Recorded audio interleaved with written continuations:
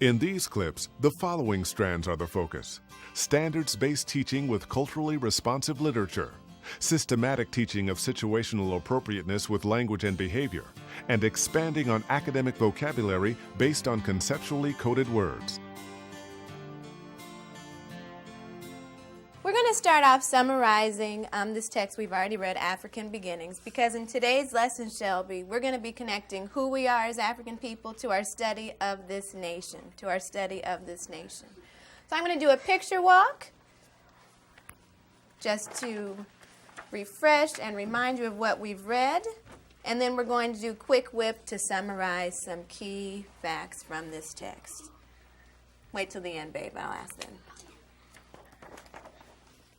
What's the name of this African nation? Kemet. Thank you. Just give me the name, please. Conceptually. And be ready to summarize for me. Ghana.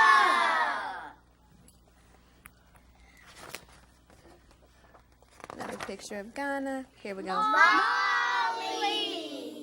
Today the key standards were reading for fluency, identifying author's purpose, and in the beginning we did a summary of a text we'd already read, so being able to summarize expository text was one of the other benchmarks I hit. Share with me what you know, summarizing some of the key facts of what you know about our African beginnings. And you actually can put your hands down. We're just going to do quick whip. Here we go. In Mali, the king name was Masa Musa. Thank you. They had to ride animals, In what nation? goose and Merrily. And they were riding animals to get to other nations for what purpose? Help her out. For trading. Nubia had the first kings and queens. Perfect. Kemet had the first pyramids. Perfect. So, Gingino traded with Timbuktu. yes, that nation did. Excellent. Kush and Merrily had paintings of people. So in our African beginnings, we were thriving and doing many, many things, weren't we? Yeah. We're going to connect that to Africa Part 2. So here's what I'm going to need for you to do. You are going to tip to your seats. You do not need to pull out orange folder to jury because I'm going to set it up on the screen, and we're going to read Africa Part 2 in harmony. You can stand behind your chair and do it if you wish. However, make sure you stay behind your chair so you can add in your movements. But I need you to have control and action with your Speaking. and with your Action. One of the big things is building engagement and doing that through culturally responsive strategies, one of those being the incorporation of musicality and rhythm, and song and poetry naturally has that. Africa Part 2, harmony, begin. Africa, the mother of all mothers, Io, and comforts her soul in the pyramid. Every ear and heart is held captive in the rhythm of Africa's love. Excellent. She comforts her soul in the pyramids. You can have a seat. She comforts her soul in the pyramids. What word do you already know that could take the place of comfort? Soothing. She is soothing. She soothes her soul in the pyramids. Excellent. Now, what other word do you know that could take the place of comfort? Bryce. Relaxing her soul in the pyramid. Keeps her soul safe in the pyramid. Excellent. Better, special, protected. Supported. Excellent. If you're supporting, what else are you doing? You're Heart. well, that's the synonym for your spirit, right? You're what? Healing. Healing. You're helping. So what word did you say first? I think the first word I heard was support or soothing. So the word we know is soothe. Go to thesaurus page what? S. Thesaurus page S. One of the first grade benchmarks speaks to the use of vocabulary, and so the personal thesaurus is very helpful with that. We've integrated it throughout the whole year, and students being able to go back to the text and find a word that they already know that fits within the context of the word I'm asking about. She soothes her soul. She comforts her soul. She relaxes her soul. And so I ask the question using the natural form of the sentence or the phrase that we're using in the story, and they insert a synonym. What can you think of an antonym or an opposite? She soothes her soul. She comforts her soul. Helps, heals. She? Well, that's a strong antonym, absolutely. And in enslaving, how would that make her soul feel? It would what? Hurt. It would hurt. Do you guys think that's a good antonym for comfort? The antonym being hurt? Perfect. Go down to your antonym box and write hurt. Good thinking, Bryce. Okay, Reese, you ready to lead our synonym chain, please? We've added more movement and kinesthetic stuff to it, and they've created a synonym chain. Soothe, connected to comfort, connected to relax, Connected to support, connected to heal, connected to... They get up and physically make a chain of the words that they know and then break the chain with the antonym, which just helps bring more movement and engagement and brings the words to life for them too. My question is, what is the author's purpose in this piece? What does the author of this poem want you to think or want you to feel after reading this poem? Turn to your partner. Have a quick conversation. She wrote it because, so we can, learn more about our ancestors in Africa. Yeah, they want you to feel happy. They want you to think about your homeland. They want you to think happy, strong. You just had a conversation with your partner, and I picked two sticks. Reese, what did you all discuss? Camille thought that we wanted to learn more about Africa, and I thought that we are learning more about our ancestors. Thank you. What does the author want you to know? What does the author want you to feel? She wants you to feel that you came from your homeland and you'll never forget that you came from your homeland. Perfect. What we're going to connect to now is another piece that talks about who we are as African people and staying connected to that even while part of this nation, Now, when you're listening to this piece, I want you focusing in, Anthony, on two things. One, Taylor, what again is the author's purpose for writing this piece, okay? And the second thing I want you to focus in on is what language is it spoken in? Because when we came over from Africa to different parts of this nation, as well as Central America, South America, we came over with our own language. We came over with our own language. What is it? Show me. European word. Can we do that in harmony, please? African based with European words. What's the name of that language? African American language. Which is your? Home language. It's your home language because it comes from our homeland, right? Comes from our homeland. We've connected that to our first language. And the language we speak at school is called? School language. So we This song is called I'm an African, and this fell under the umbrella of our nation unit.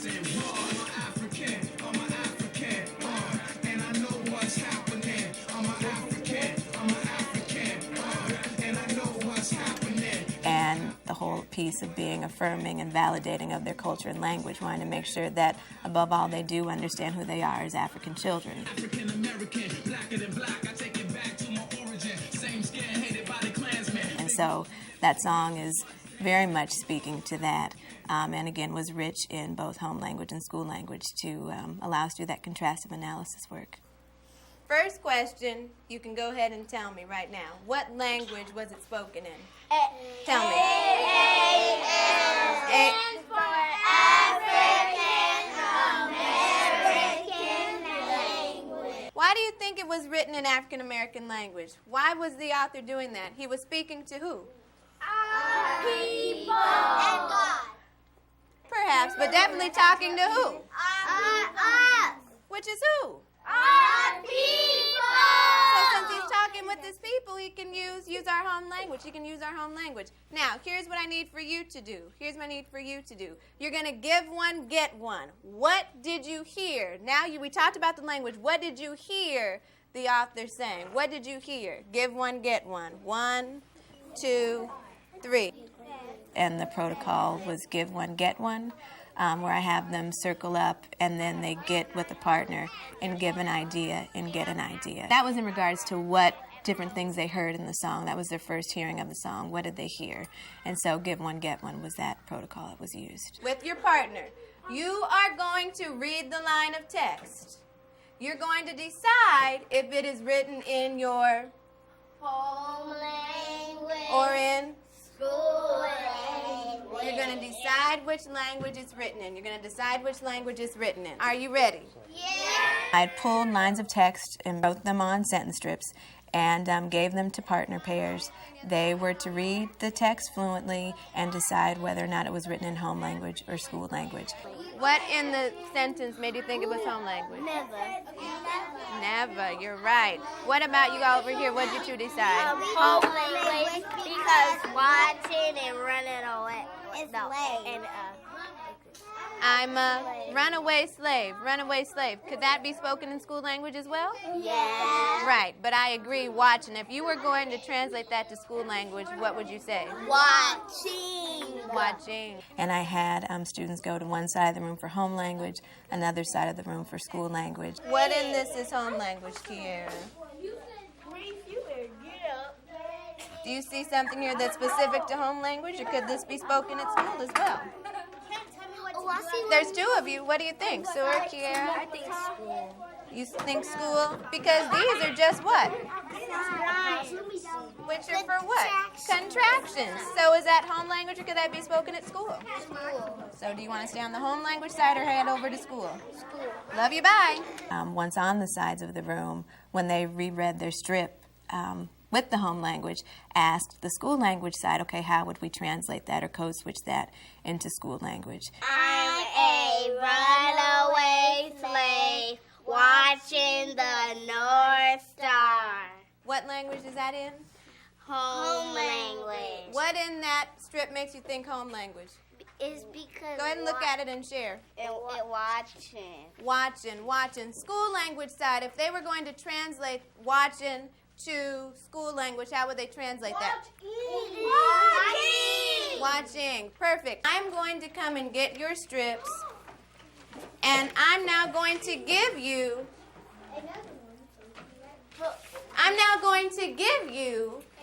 some of the lines of the piece.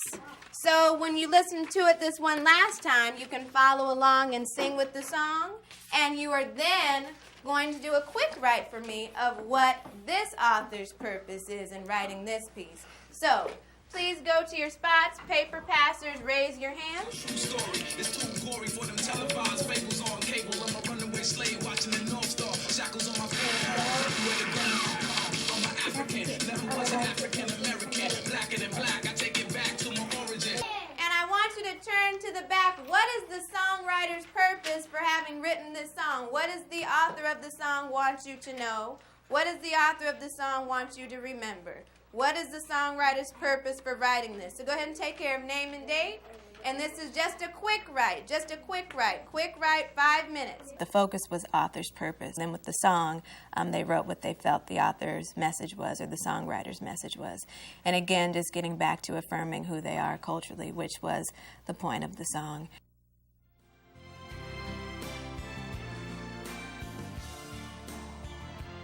Who knows what our unit is? Oh, yes. Nation. On our nation. And one aspect of our nation is our nation builders. Or what's another way we call it? Our heroes. Okay? And I'm going to read you a story about one of our heroes. And then we're going to do an activity afterwards. This book is called Harriet Tubman by Catherine Nichols, illustrated by Brian Dennington. Harriet Tubman was born on a Maryland plantation in the South. And what do we know was happening in the South?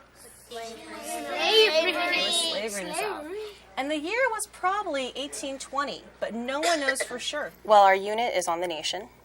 and we're talking about nation builders and heroes. That's a first grade standard. The book I chose was a book on Harriet Tubman. It was a leveled reading book appropriate for their age that I could do a read aloud with. We're proud of Minty. She had stood up to the boss. They no longer called her Minty. She was Harriet now. I chose Harriet Tubman because we've talked about slavery. We talk a lot about the past and how the past affects the present. And we talk a lot about their ancestors and language and culture because we're really trying to affirm the child in kinder and first in these years. I want you to talk with a partner about why you think Harriet Tubman was a hero or a nation builder. Go ahead. I think she was brave. Okay, Jade and Perry. I think she's a hero because she helped people escape from the South. Okay. She was a hero because she helped people be free, and she helped the slave, and she helped her family. I think she was a hero because she was confident. Okay, we're going to go ahead and go back to our seats, and I'm going to give you a Harriet Tubman poem. After I read the book as a teacher read aloud, we used a poem written by Eloise Greenfield, and that poem was also on Harriet Tubman. What is something that you noticed about the poem? Kaylin? It is AAL. Okay, what does that mean, it is AAL? It's African American English. African American language, very good. How do you feel when you read through this in AAL? Proud. You feel proud? Tyler? Feels very comfortable. It feels comfortable? Comfortable. We're going to read through this together. Harriet Tubman, and this is written by Eloise Greenfield. Let's read this through together on the count of 3. 1. Let's read this in unison. 2, 3. Harriet Tubman didn't take no stuff, wasn't scared of nothing neither. Didn't come in this world to be no slave, and wasn't gonna stay one either. Farewell. A lot of features of African American language were present in the poem, and so we did a lot of contrastive analysis between home language and school language. Stay one either. That's right. Didn't stay one either. Now, Kaylin said that she saw that there was AAL in this poem, and we know that stands for what? African American language. African American language. And not only is there AAL, but there's also MAE, Mainstream American English. You guys are going to be detectives, and you're going to work with partners, and you're going to decide which part is written in AAL and which part is written in MAE. The first thing I'd like you to do is to quietly and quickly get out a marker or a crayon. We're going to go through and we're going to read this, and whenever you see AAL or what you think might be AAL, I want you to underline it with your marker. Okay? Does everyone understand that? Skylar, you want to read? Harriet Tubman didn't take no stuff, wasn't scared of nothing either. Didn't come to this world to be no slave, and wasn't going to stay one either. Go ahead and underline what you think is AAL. Wasn't scared of nothing neither. I think it's both. You think it's both of them? Okay, then go ahead and underline both of them. Independently, I had them go through with what they thought were features of African American language or home language and highlight or underline that. Farewell, she sang to her friends one night. She was mighty sad to leave them, but she ran away that dark, hot night, ran looking for her freedom. Okay, AAL detectives. Then I had the same poem written on sentence strips at the front of the room. We're going to look through the poem together.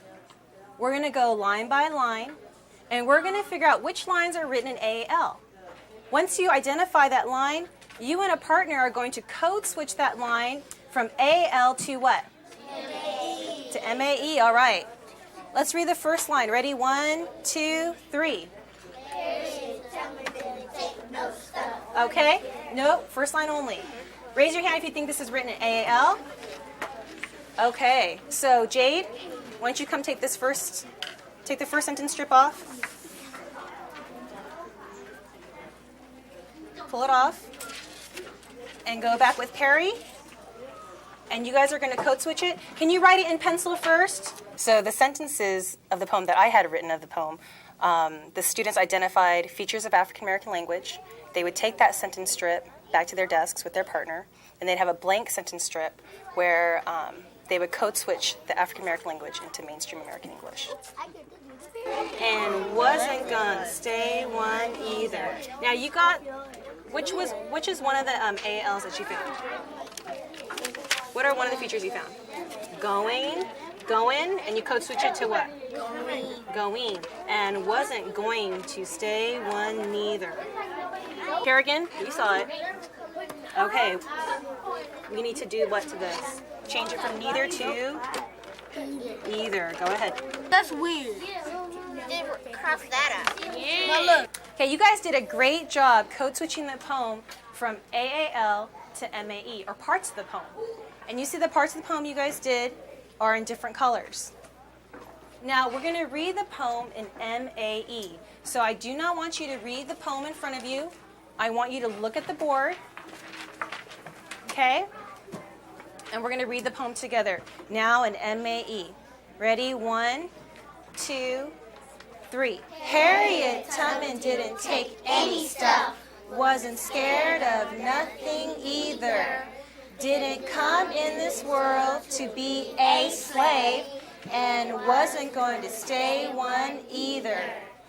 Okay, now that you guys learned a little bit about Harriet Tubman, we read a book, we read a poem, we code switched it, I'm going to test you guys with your knowledge with a little game. Are ready? You need to be looking at the board. What was the path that Harriet Tubman took called?